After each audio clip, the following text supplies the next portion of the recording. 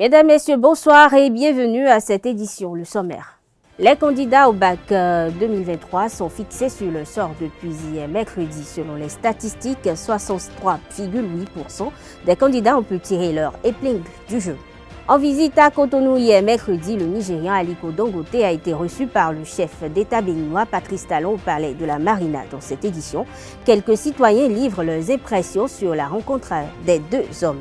L'ancien ministre de la Culture et de l'Alphabétisation, Roger Guéonvi, n'est plus. Il a été retrouvé à son domicile, décédé mercredi 12 juillet 2023 à Rida.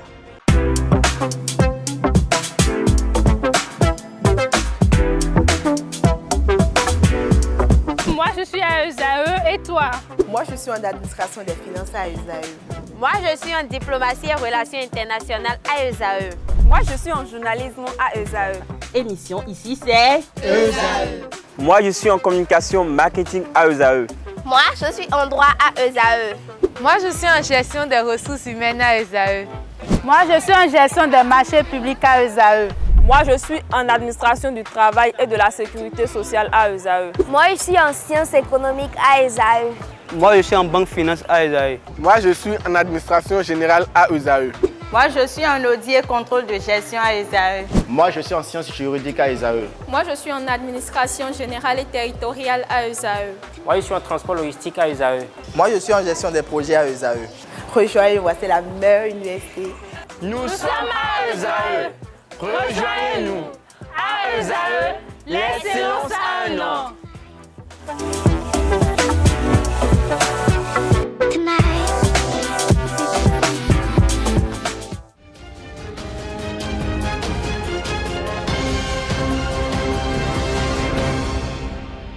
Bienvenue, le chef de l'État Patrice Talon a reçu mercredi 12 juillet l'homme d'affaires nigérian Aliko Dangote au palais de la Marina. Les deux personnalités ont eu de longs échanges en présence des ministres béninois de l'économie Romiadou Adayi, Olusegun Bakari de la coopération et des affaires étrangères ainsi que des collaborateurs de l'invité du président. Quelques citoyens béninois apprécient cette rencontre des deux personnalités au micro de Francis Fahami.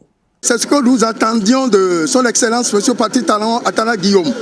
Il devait rencontrer cette illustre personnalité du nom de Dangote, grand homme d'affaires nigérien, qui a beaucoup d'atouts, qui puisse être bénéfique pour notre pays, le Bénin. C'est très important. Je suis très content pour cette rencontre-là. Je vais remercier en tout cas tous les deux, et le chef de l'État et l'homme d'affaires.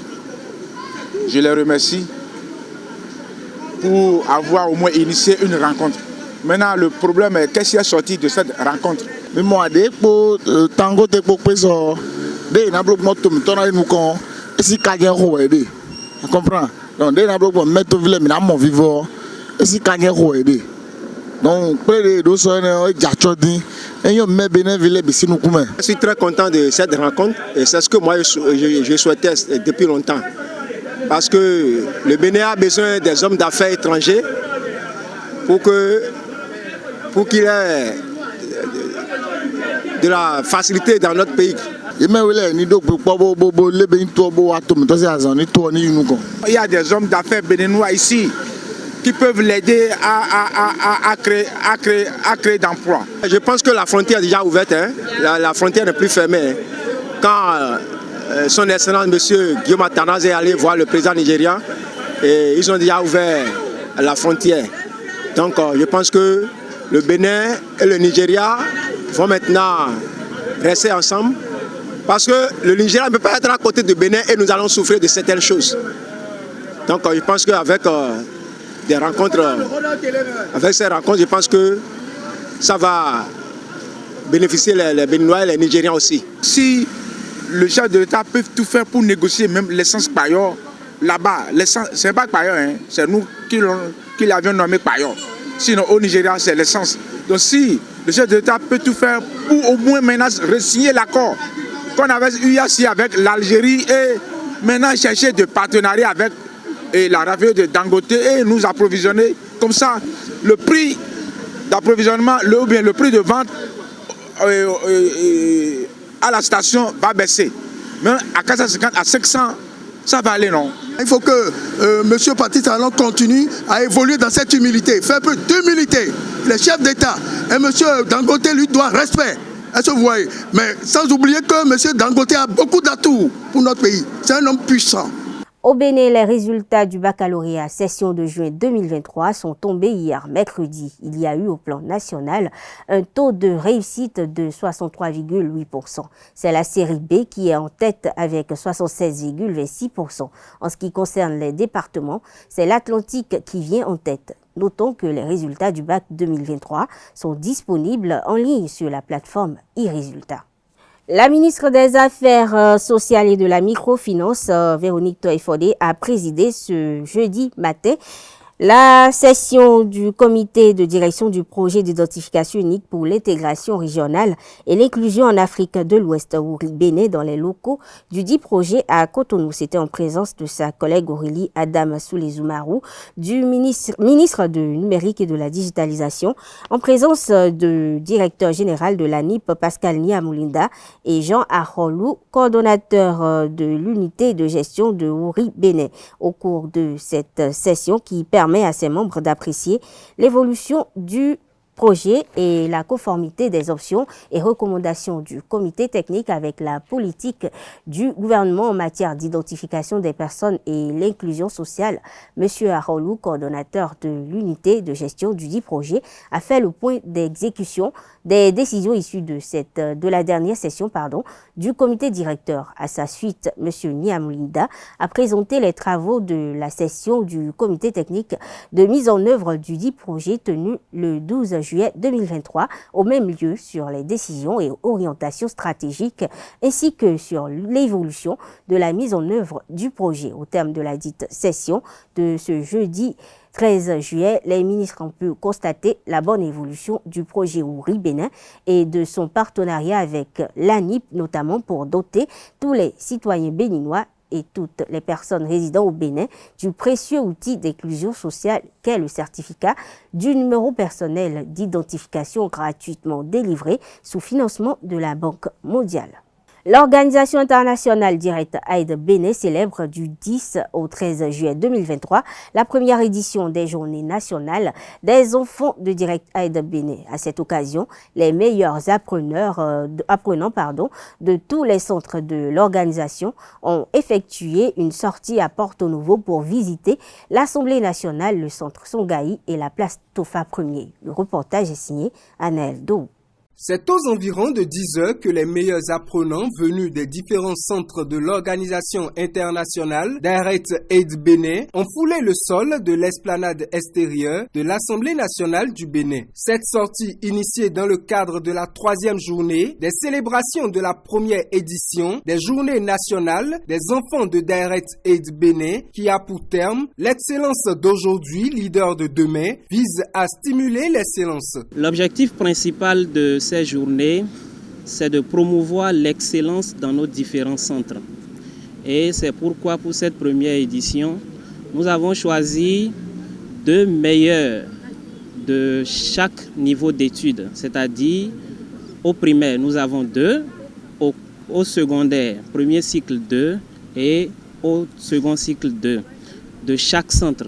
Et ce sont ces profils-là que nous avons réunis pour ces journées qui ont commencé du 10 et qui prendront fin le 13 juillet 2023. Après avoir passé au peigne fin l'Institut parlementaire du Bénin, le cap a été mis sur le centre Songaï. Les enfants ont découvert les secrets des produits bio. L'expédition s'est achevée à la place Tofa Ier, laissant les bénéficiaires de cette sortie admiratifs. On a eu à visiter plusieurs sites, dont l'Assemblée nationale, le projet Songaï, et maintenant nous sommes à la place de Tofa Ier. On a visité les centres dont on a visité, on a eu de nouvelles connaissances et je suis très contente, mes camarades et moi sommes très contentes et nous demandons à Direct Aid de nous organiser souvent ces sorties pour approfondir nos connaissances. Nous avons eu l'occasion d'aller à l'Assemblée nationale, au centre Songaï et nous sommes à la place Tofa Ier. Je suis vraiment fier et content de participer à ces sorties. La troisième journée des Journées nationales des enfants de Daïret et de Bénin s'achève en attendant un riche programme final. Nous aurons à visiter un certain nombre de sites à Ouida, entre autres le temple des Pitons, la forêt sacrée et la route des pêches. Ensuite, dans la journée, nous aurons différentes activités ludiques pour enfin terminer avec la cérémonie de clôture. Bien que ce soit les vacances, les enfants ont acquis de nouvelles connaissances et ce, grâce à l'organisation internationale Daïret Aid qui ne cesse d'œuvrer pour le bien-être de la population béninoise. Du 5 au 8 juillet dernier, le Palais des Congrès de Cotonou a abrité un double événement. Il s'agit de la formation des pasteurs et de la jeunesse à l'école de prière. Carles Kitome a participé au dernier module à l'intention de la jeunesse. Voici son compte rendu. Pendant ces 2 jours, la jeunesse a été invitée à garder leur intégrité, leur fidélité devant le Seigneur pour être une bénédiction, non seulement pour le Bénin et pour le monde entier. La session de l'école de prière organisée par le docteur Nanso Choi à Cotonou cette année s'adresse non seulement aux pasteurs, mais également à la jeunesse. Nous avons organisé avec le CEPEB 4 jours de prière, 2 jours pour les hommes de Dieu et 2 jours pour la jeunesse chrétienne. Et essentiellement, la jeunesse chrétienne est en train d'amorcer aujourd'hui une phase fondamentale dans le processus de développement où la prière est nécessaire. Et c'est la raison même pour laquelle on a invité massivement la jeunesse à se déplacer, parce que sans la prière, nous ne pouvons rien faire. La prière doit être mise au cœur de tout ce que nous faisons. Uniquement la prière et rien que la prière. Ainsi équipés, les participants sont appelés à partager les connaissances acquises avec d'autres jeunes chrétiens. Nous sommes venus à une école pour apprendre comment prier, pour approfondir ce qu'on avait. Donc je pense qu'il faut aller remettre cela au travail, il faut aller au contact d'autres jeunes qui ne sont pas venus ici, leur enseigner ce que nous avons appris pour que cela puisse impacter le peuple de Dieu et la nation béninoise. Dr Nanso Choi vise l'impact sur la France à travers l'action avec les jeunes chrétiens du Bénin.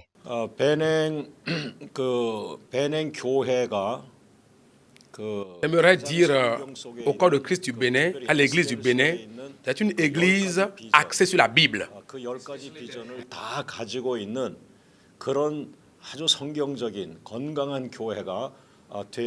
Et qu'elle se fonde sur l'homme des divisions par rapport à Ézéchiel.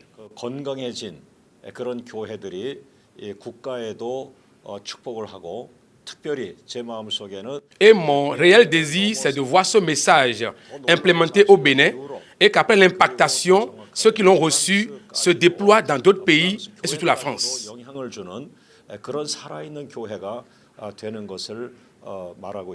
À travers l'action avec les jeunes chrétiens du Bénin. Vivement que le corps du Christ du Bénin s'inspire de Ézéchiel et de Daniel pour l'accomplissement de la volonté divine. Le professeur Roger Gbéonvi, ancien ministre de la Culture et de l'Alphabétisation du Bénin, n'est plus. Il a été retrouvé mort à son domicile ce mercredi 12 juillet à Ouida. Roger Gbéonvi était professeur de lettres à l'université d'Abomey-Calavi. Il fut également écrivain et président de l'ONG Transparency Bénin. Hors du Bénin, la page internationale de ce jeudi 13 juillet est un condensé des actualités en Tunisie, en Cisjordanie, en Ukraine et en Guatemala. Compilation signée Nassirine Fatoumbi. En Tunisie, 5 députés européens ont tenu une conférence de presse ce mercredi pour dénoncer les atteintes à la liberté d'expression dans le pays et les détentions d'opposants politiques. Les parlementaires réclament plus d'actions de la part de l'Union européenne. 10 jours après l'opération israélienne à Jenin, le président de l'autorité palestinienne, lors d'une visite ce mercredi, a promis la reconstruction du camp de réfugiés. C'est un rare déplacement de Mahmoud Abbas qui ne se rend pratiquement jamais dans les villes palestiniennes. Sa dernière visite à Jenin remonte à 2012. En Ukraine, au moins une personne a été tuée et 4 autres blessés dans une nouvelle attaque de drone qui a touché la capitale ukrainienne. Des frappes qui surviennent quelques heures après la promesse d'un soutien militaire à long terme du G7 pour faire face à l'offensive en marge du sommet de l'OTAN qui s'est achevé à Vilnius. Au Guatemala, les résultats du premier tour de l'élection présidentielle ont été officialisés, mais simultanément, le parti du challenger Bernardo Arévalo, qui avait créé la surprise, a été suspendu par le tribunal. Une décision qui pourrait empêcher le candidat de concourir au second tour le 20 août prochain. Le hall des arts, loisirs et sports de Cotonou a abrité hier mercredi la cérémonie de lancement du championnat professionnel de handball Move Africa League Pro 2022-2023. Un démarrage en trombe pour l'équipe du port autonome de Cotonou qui a battu le champion au titre Adidja HBC in extremis. Reportage Colombe Oussou. La Move Africa League Pro de handball saison 2023 a pris son envol ce mercredi 2 juillet 2023 au hall des arts, loisirs et sports de Cotonou. Pour cette nouvelle édition, des dispositions sont prises pour le bon déroulement des championnats. Les innovations déjà au plan technique au niveau de la qualité de jeu. Les innovations, c'est aussi le nombre d'équipes que nous avons exceptionnellement enregistrées cette année au niveau des hommes. Nous en avons enregistré jusqu'à 9, contrairement à l'année dernière où il y en avait 6. Au niveau des dames, on en a enregistré 6. Contrairement à l'année dernière où il y en avait 5. Alors cette année, avec le nombre d'équipes masculines qu'on a enregistrées, on a dû fonctionner par poule, à savoir poule A, poule B et poule C. Par rapport à la motivation, ne vous en faites pas, au fur et à mesure, nous avons tout ce qu'il faut pour motiver davantage nos joueurs et joueuses afin que chacun d'eux donne le meilleur de lui-même. Le champion en titre Adidja Handball Club chute d'entrée face au portugais de l'ASPAC Handball Club. De l'entame jusqu'à la fin de la partie, le duel est resté tendu avec des rebondissements. Il a fallu un peu plus de détermination à l'ASPAC pour emporter le gain de la partie sur le score de 1 but d'écart, 25-24. Sidney Aguet et ses coéquipiers prennent ainsi leur revanche sur une équipe des militaires qui les a éliminés aux portes de la finale de la saison dernière. Un résultat qui montre que ce championnat va être palpitante. C'est un match de revanche. On fait une rentrée cette année et donc vous voyez un champion qui rentre en saison, disons qui fait une entrée défaitiste.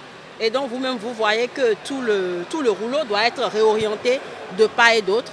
Le champion avec son stress a priori. ASPAC qui s'était retrouvé en troisième position l'année dernière, bat cette fois-ci Adidja, repart donc avec beaucoup de confiance, mais en même temps des points d'interrogation parce qu'il y a d'autres gros morceaux devant pour chacune des deux équipes. Cette cérémonie de lancement officiel du championnat s'est faite en présence de Oswald Omeki, ministre des Sports. Je souhaite simplement une belle saison à toutes les équipes. Bravo au président de la Fédération béninoise de handball et à toute son équipe. Bravo pour tous les efforts et toute la progression qu'on observe. Et une fois encore, bon match et bravo aux officiels aussi. Merci. Au total, 6 rencontres ont été disputées sur 5 stades du pays. À l'arrivée, les habitués de la compétition, à l'image de ASPAC, Flowers et Asso Model de Porto Novo, se sont imposés. La hiérarchie a été respectée.